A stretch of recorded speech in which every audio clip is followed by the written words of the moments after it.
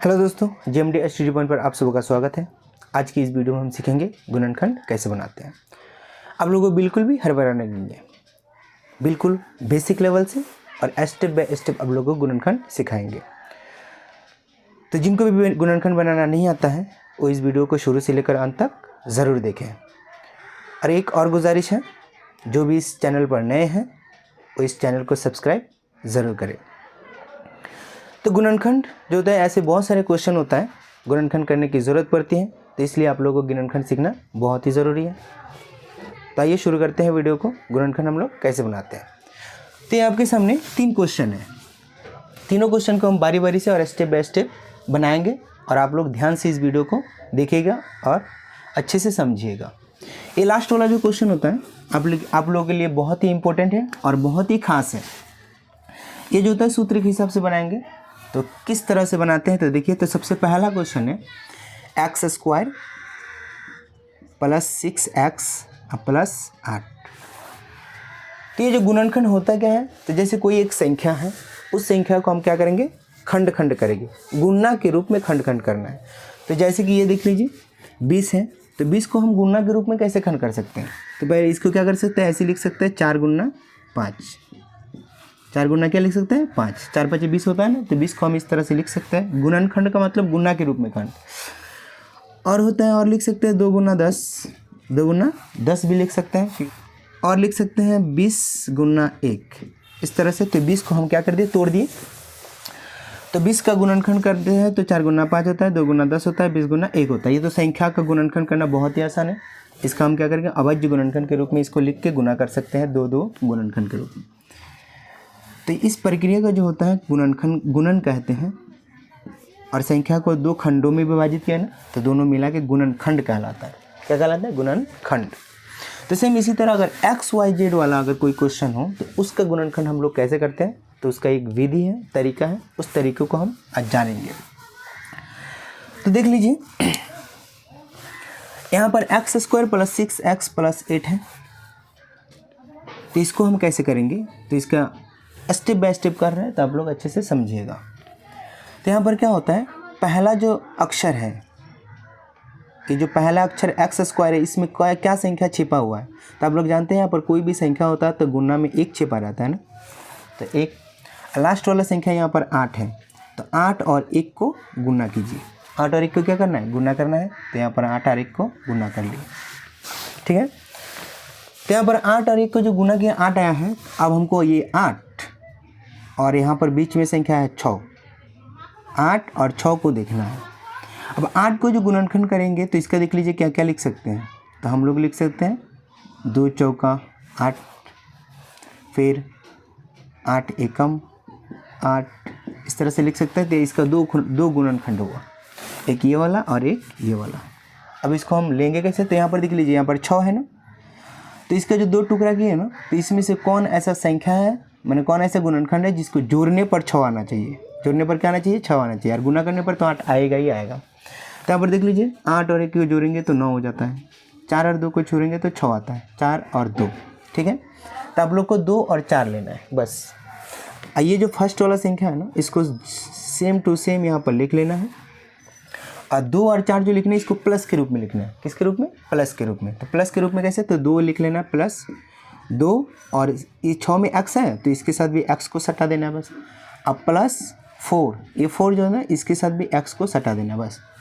आई last वाला संख्या को भी जैसे का तैसे उतार, फर्स्ट और लास्ट वाला संख्या को जैसे का तैसे उतार दिए। अब बीच वाला संख्या को तोड़े हैं।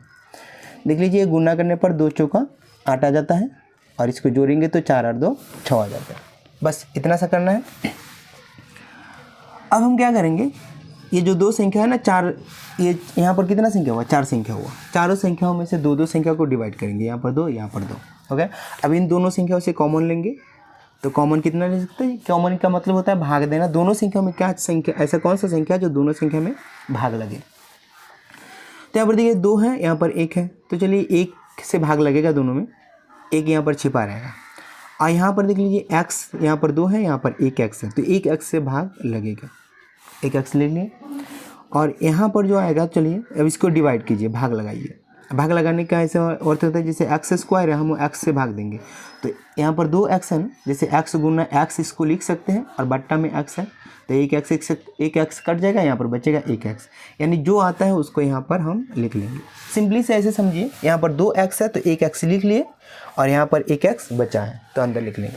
यहाँ पर देख लीजिए प्लस का प्लस लिखेंगे, यहाँ पर दो एक्स है तो एक्स यहाँ पर ले लिए तो बचा है दो, तो दो यहाँ पर लिख लेंगे।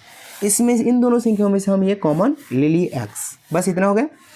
अब इन दोनों संख्या से फिर लेना है तो यहाँ पर प्लस है तो प्लस उतार लीजिएगा, ये दो जो संख्या होता है ना इसके सामने जो साइन होगा उसको उतार लीजिएगा और यहाँ पर जो संख्या होता है उन दोनों में से क्या कॉमन लीजिएगा। कॉमन का मतलब भाग लेना होता है। तो यहाँ पर देखिए 4 और 8, यहाँ पर x है लेकिन यहाँ पर x नहीं है तो x नहीं ले सकते हैं, क्योंकि दोनों में जो उपस्थित होगा वही संख्या हम लोग ले सकते हैं। तो 4 और 8 ऐसा कौन सा संख्या जो 4 और 8 दोनों को भाग लगाएगा, बड़ा से बड़ा संख्या होना चाहिए। अब ये 4 और 8 4 से 2 से लगता है दोनों में और 4 से भी लगता है, तो हम 2 को नहीं लेंगे 4 को लेंगे, क्योंकि 4 बड़ा है तो 4 को यहाँ पर भाग कॉमन ले लेंगे और इसको भाग देंगे, 4 4 कट जाएगा, x बचेगा तो x और प्लस की जगह प्लस, और 4 से 8 को भाग देंगे तो 2, यहाँ पर 2 को 2 लिख दें, बस इतना सा करना है। अब लगभग ये क्वेश्चन बन गया है। अब एक स्टेप और बाकी है, कौन सा, ये बाहर जो x होता है ना x को लिख लीजिए और ये जो +4 है इसके बाहर ये +4 है तो +4, इन दोनों संख्याओं को जो बाहर है उनको एक साथ लिख लीजिएगा और जो अंदर वाला देख लीजिए दोनों सेम है, x + 2 x + 2।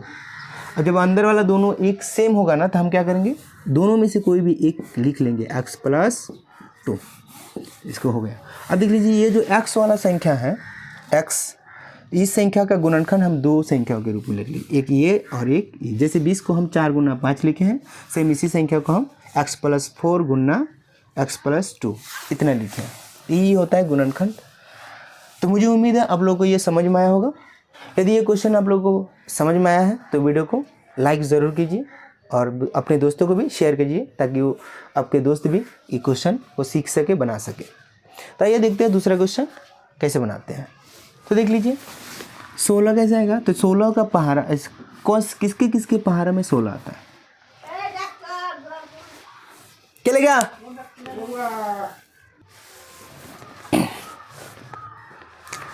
तो दूसरा क्वेश्चन है x² + 10x + 16, ये है दूसरा क्वेश्चन।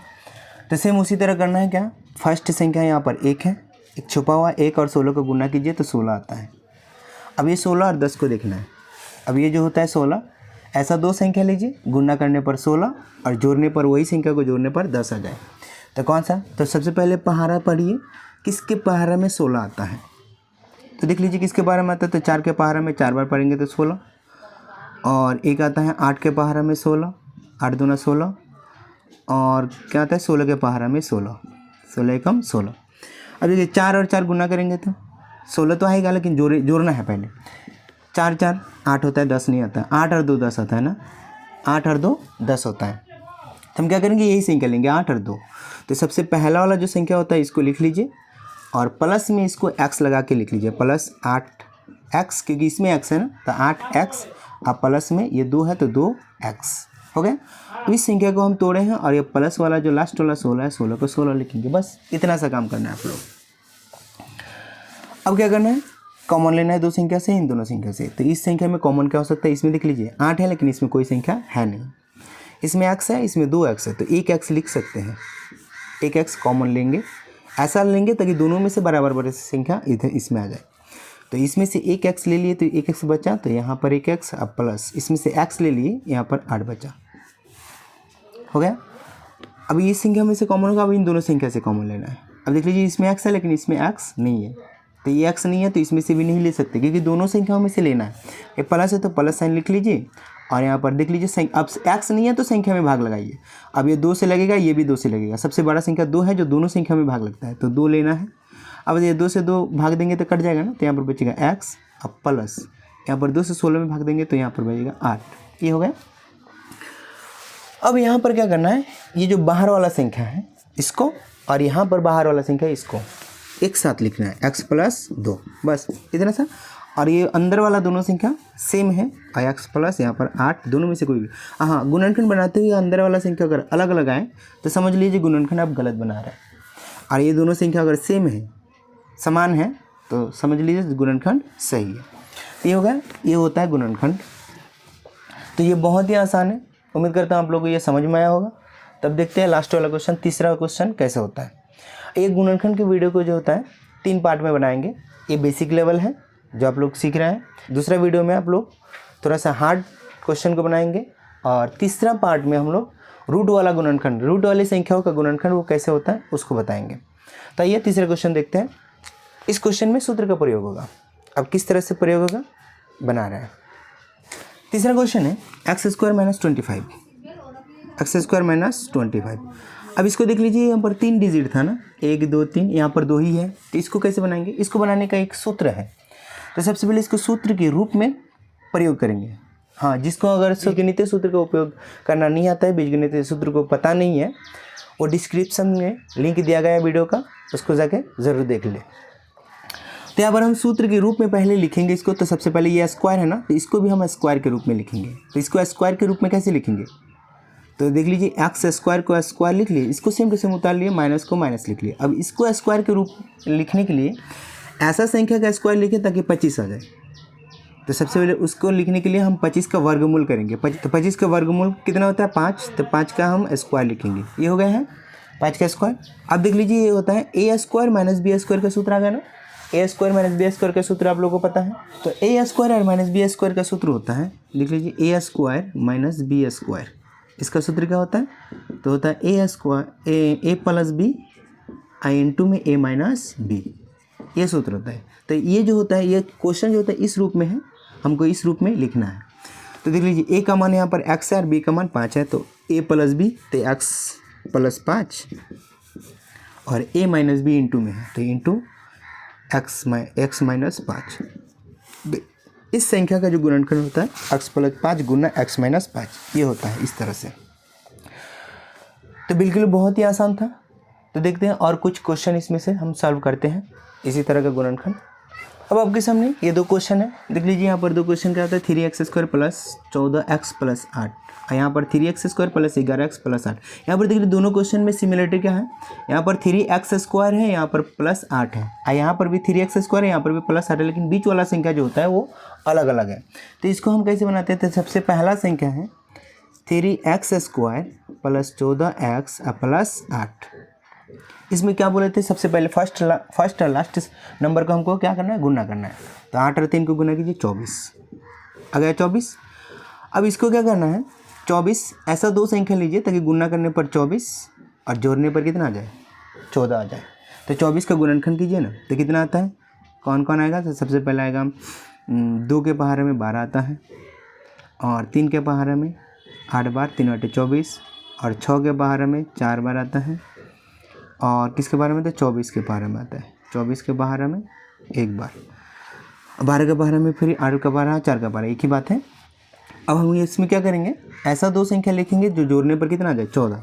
यहाँ पर देख लीजिए, 24 1 25 आता है, 6 और 4 10 आता है, लेकिन 14 नहीं आता है। 8 और 3 11 आता है, 12 और 2 14 आता है ना। तो ये दोनों संख्या को हम लिखेंगे। तो यहाँ पर सबसे पहले लिखेंगे 3x स्क्वायर अब प्लस में 2x अब प्लस में 12x अब प्लस में 8, 12x अब प्लस में क्या लिखेंगे, 8। ये हो गया। अब इसमें थोड़ा सा कन्फ्यूज़न आप लोगों को हो रहा होगा, आप लोगों के मन में क्वेश्चन आ रहा होगा, जब 12x को इधर लिखें और 2x को अगर उधर लिखें तो क्या होगा। तो ऐसा कुछ नहीं है, सेम आंसर उतना ही आएगा। आप लोग 12x को यहाँ पर भी लिख सकते हैं और 2x को आप वहाँ पर भी लिख सकते हैं, कोई दिक्कत नहीं है। अब क्या करें, दोनों में से कॉमन लेंगे। तो बताइए, 3 और 2 किसी संख्या से भाग लगता है, नहीं लगता है। आप संख्या छोड़िए, अब x देखिए, यहाँ पर 1x है, यहाँ पर 2x है, 1x तो ले ही सकते हैं। मतलब 1x अगर यहाँ पर ले लिए तो यहाँ पर बचा 3 और 1x यहाँ पर बचा है, तो इसको लिख लिए आप प्लस, ये हो गया है।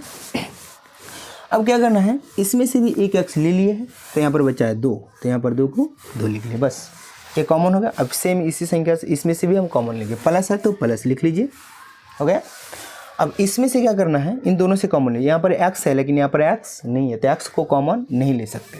संख्या में देख लीजिए, 12 और 8 में कौन ऐसा बड़ा संख्या है जो दोनों में भाग लगता है। 2 से लगता है लेकिन नहीं लेंगे। इससे बड़ा संख्या देखेंगे, 4 से लगता है, 4 से ये दोनों संख्या में भाग लगता है। 4 2 4 3 12, 4 2 8, तो 4 ही लेंगे। इससे बड़ा संख्या नहीं है जो दोनों संख्या में भाग लेंगे, तो 4 लेते हैं।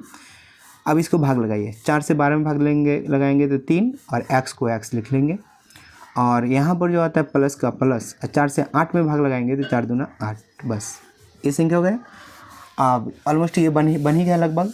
अब बाहर वाला संख्या को एक साथ लिखेंगे x + 4, अंदर वाला संख्या को दोनों में से कोई भी एक बार लिख लेंगे x + 2। ये हुआ।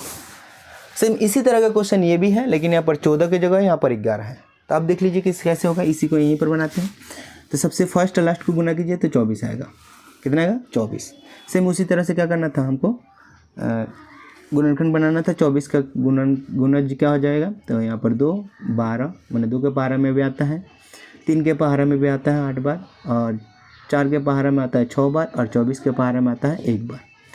अब यहाँ पर फर्स्ट वाला लिख लीजिएगा 3x², अब प्लस, सॉरी इसको तोड़ना है, अब 11 लाना है और गुना करके 24। देख लीजिए इसमें तो 24 आएगा, 11 कौन सा आएगा, यही संख्या जो 11 आएगा। बाकी सब ये 14 हो जाता है, 8 3 11 आता है, ये बाकी सब एक भी 11 नहीं आएगा, लेकिन इसमें 11 आएगा। तो हम 3 और 8 लेंगे तो प्लस में लेंगे, बोले ना इसको लिखेंगे, लेकिन इसके साथ x को सटा देंगे, इसके साथ x सटा दिए, अब उसके साथ भी x को सटा देंगे, ये सटा दिए। अब लास्ट वाले संख्या को सेम टू सेम आपको लिखना है। अब क्या करेंगे, दोनों संख्या को कॉमन लेंगे। तो यहाँ पर कॉमन लीजिए, 3 दोनों में है ना, 3 से भाग लगेगा, दोनों में x भी है तो x भी भाग लगेगा, हो गया।